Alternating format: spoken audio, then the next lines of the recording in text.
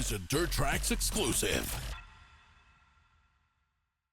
Hey everyone, welcome to a classic Dirt Trax walk around. This time I've got the 2025 Suzuki KingQuad 500.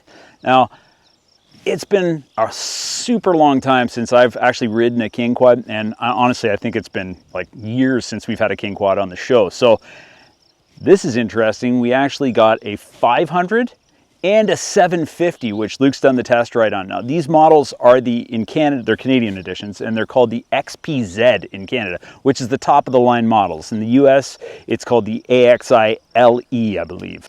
It's got a lot of really nice features. This model does actually have some aftermarket accessories on it. There's a beefy rear bumper and this brush guard and auxiliary light, and it does have a worn winch.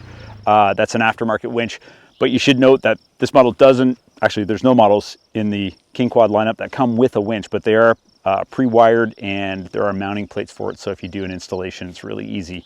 The other cool thing, I just want to note this, that like I said, we've got the 750 and the 500.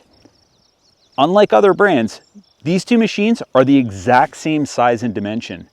You know, so you're not sacrificing anything as far as ergonomics or size or anything. The only difference is the engine displacement. So really cool. Speaking of engine displacement, this one features Suzuki's 493cc single cylinder engine, and it is mated to Suzuki's Quadmatic CVT.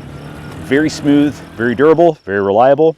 We took it for a good toot yesterday and you know, did our testing and had a lot of fun with it, and it goes pretty quick. It's a nice little engine. The other interesting thing to note about this, I'll start her up for you later and let you hear, but the exhaust on this thing sounds so aggressive. And I'm saying that it's not overly loud, like it's obnoxious, but it sounds mean. It sounds real mean. It's not a wimpy sounding exhaust. Probably one of the nicest that I've heard on any ATV model in a long time. So anyhow, I'm gonna walk you through here and we'll show you a couple of key features on this model.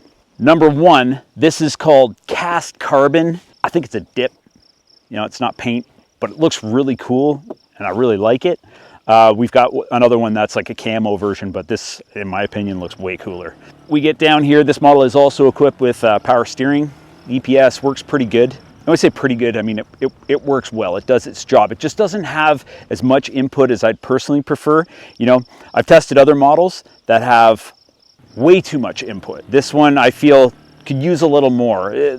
For me, honestly, I feel the Grizzly probably is the benchmark for the correct single mode EPS, but I mean, I'm happy to have this. It's really nice. It works well enough, and I think if you order this, you'd be satisfied with it. This model also features these wrinkle finish steel racks with a plastic cover on the top. This cover is removable. Now here's the thing.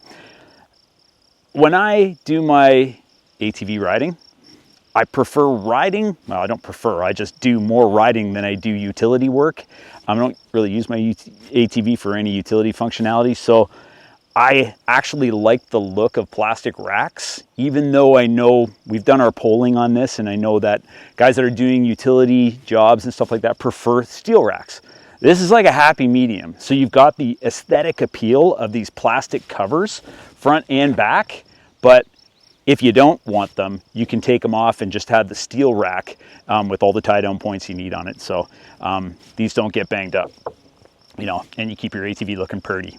It's also got these knuckle guards. They offer a little bit of protection, but they actually kind of look aesthetically cool with everything else on this vehicle. 35-watt headlight pod, which has the LED display on it, which we'll take a look at after. But you've also got this that complements the 35-watt headlights, LED rear tail lights.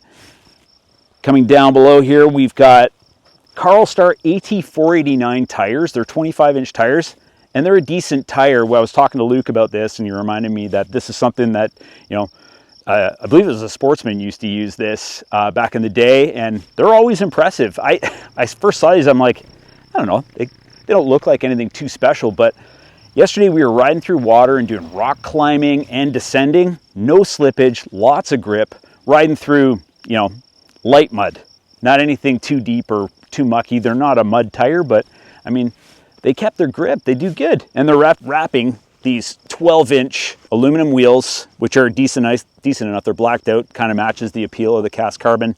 And it's got the little Suzuki logo right here, which I think is really cool. So this has double A-arm front suspension, and it's A-arm I-beam rear suspension. Fairly basic gas-charged shocks with snail cam adjusters that do a decent enough job. It's pretty standard shock, personally, for any utility ATV in this class. There aren't too many that offer, you know, that have piggyback adjustability or anything like that. So if that's something you're interested in, you can always go to the aftermarket world for that. But I mean, these are decent enough. And the snail cam adjusters, we left them in the stock setting. So out of the crate setting, and I rode like that all day yesterday. Normally I'd go out and do a little bit of suspension validation. I might toy around with it a little bit and, you know, see the difference, see if I could get it working, you know, even better than it currently did. But I mean, it was good enough. I was happy with it. And you know, the suspension's decent enough. I think there's 6.7 inches of travel up front, 7.7 inches in the rear. It's not overwhelming by any amount, but you know, it's there, it's present, and it does its job well. So that's great. Also, should be noted that this model has disc brakes up front, and it's got a sealed wet brake out back. Sealed wet brake is decent. It's got you know, it's very durable. You know, low maintenance brake system. You're not necessarily needing to change your pads and things like that. I like the rear pads better than a sealed wet brake normally, but these actually work pretty good. I'm happy with how it worked, and you know, like we beat on it yesterday, and we were riding through deep water, and you know, with all the mud and everything that we were hitting in some of the rocky terrain we were on, it kept stopping, and that's super important. It's got dual brake levers, so you've got one actuating the front brake, and then this one actuates the rear with a foot pedal. And we'll note in a close-up, if I don't know if you're aware of this, a lot of you probably are, some of you might not be. When we first got our unit, there was a lot of play in the brake levers for the rear brake, but there are knobs back here, right underneath here, we'll cut to and show you that they are adjustable, and you can just tighten those, so it just tightens up the brake feel to a comfortable level, so you get that more responsive braking power. You know, really smooth shifting lever here. You know, this is all for your winch. You know, so like I said, it doesn't come with a winch, but this is all set up perfectly for the winch. But you've got out back, you got lots of storage. We'll show you. Now, you got your rear one here. I wouldn't necessarily put, you know, really important paperwork in there unless it was in a sealed bag. You know, that's we got Ziplocs for. Use some Ziplocs, but this one is large enough to store some stuff. This one over here, though, it's got a rubber seal here, and it's a bit drier. Again, it's out back, so if you're packing stuff in there, maybe put it in a Ziploc. But these are larger compartments. You can see I can get my whole hand back in there. It's decent enough. Get that sealed back up. You've got a hitch receiver right here. So moving up to the front, you've got storage up here on this front fender. It's twist off storage. We've seen this on some other models, but I mean, this is effective. And again, you got a rubber seal, so it keeps things real dry. I can actually fit my whole hat, just bend it, tuck it right in without breaking it or making it look all weird or bent. But it'll fit that, and you can also throw your wallet and whatever else in there. I don't know if you feel confident enough to put your phone in there rattling around like that, but you can at least store a few things in there. So, I mean, to be totally honest with you, this model has a lot more storage on it than other units, so pretty decent. On the right handlebar, you have your diff lock lever. You have these buttons here with your standard 2-wheel drive, 4-wheel drive, and diff lock. Really easy to actuate. It's very similar to the one found on Yamaha products. You know, it's just a little beefier and actually works really well. So it's in 2 now. 4 is engaged. Now diff lock. So that's nice to have that diff lock. So you know, you need that if you're in slippery conditions, or you know, you're towing something or hauling something. You've got just a bit more grip and traction there. So that works really well. The seat's very basic, but might be one of the most comfortable ATV seats that I've sat on.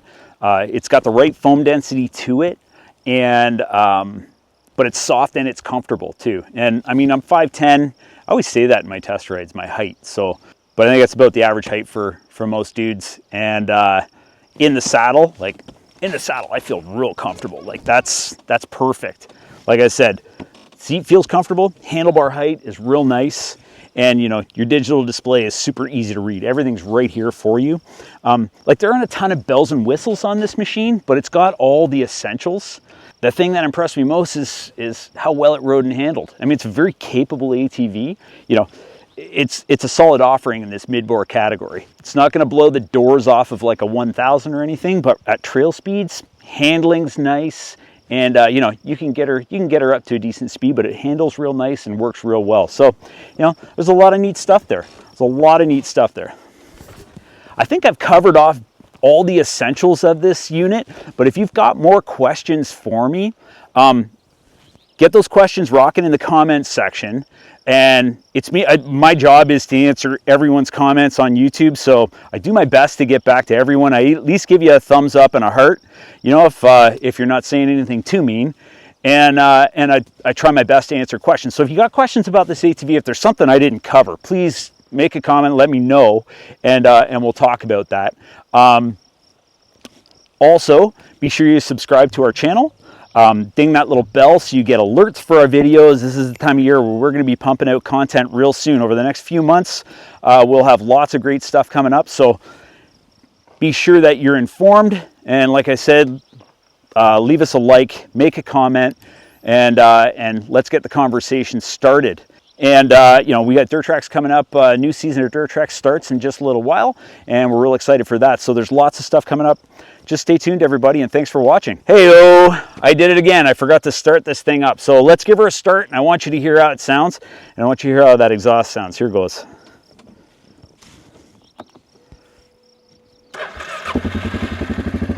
Starts real nice. It sounds real nice. But listen to this. Jake, come in close here. See if we can get the sound. Mic's on me, so.